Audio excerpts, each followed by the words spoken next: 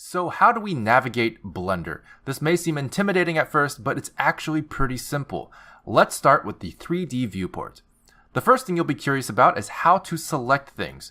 Simply left-click any object to select it, and left-click empty space to deselect. You can also press A to select all, and Alt-A to deselect all. Some users may be interested in right-click select, which is arguably better for your health, so we made a separate video about that if you are curious. The next thing you'll want to learn is the basics of navigation, how to rotate, how to pan, and how to zoom your perspective of the viewport. To do that, all you need are these buttons right here. So let's say we want to rotate around our cube. Luckily, we have a very handy gizmo in the top right of our viewport that looks like this. Notice how it responds to our cursor floating above each axis. Go ahead and hover over the blue Z-axis indicator and left-click. You'll notice that it brings you directly into what's called top orthographic view. This can be done for any axis to snap to its corresponding perspective. However, if you instead click and drag the same gizmo, you'll find a much more flexible way of rotating your view of the world. It's important for some to know that you can also middle-click drag to achieve the same effect, but from any cursor position.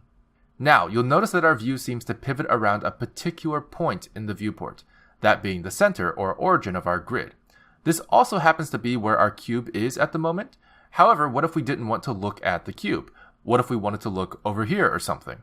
Well, now all you have to do is click this hand icon and drag to where you want to have centered. From there, you'll notice your pivot has changed when you rotate your perspective. For hotkey users, simply hold Shift and middle mouse drag to achieve the same effect, but from any cursor position. But let's say I want to focus back on my cube again.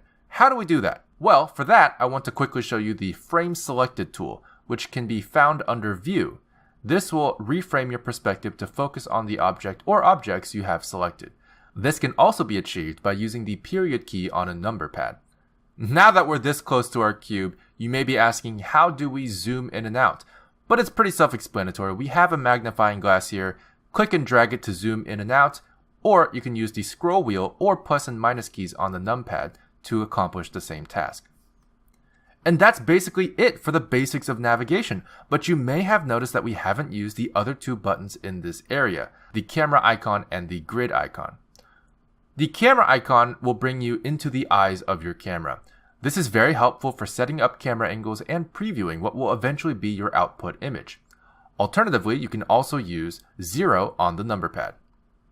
The fourth button here is a grid. This may confuse you at first, but this switches your viewport between orthographic mode and perspective mode. I went ahead and set up a scene here to make it more obvious to you, but you may be asking, what's the difference between these two modes? Well, perspective mode is a realistic view of the 3D objects in your scene, which takes into account how far away objects are from you into how it displays the object. The further away something is, the smaller it gets visually. However, orthographic mode ignores all of that and flattens your world so that no perspective is seen. Everything is angle perfect. This is an unrealistic view but helps immensely with making models accurate, especially in relation to, say, a 2D concept sketch.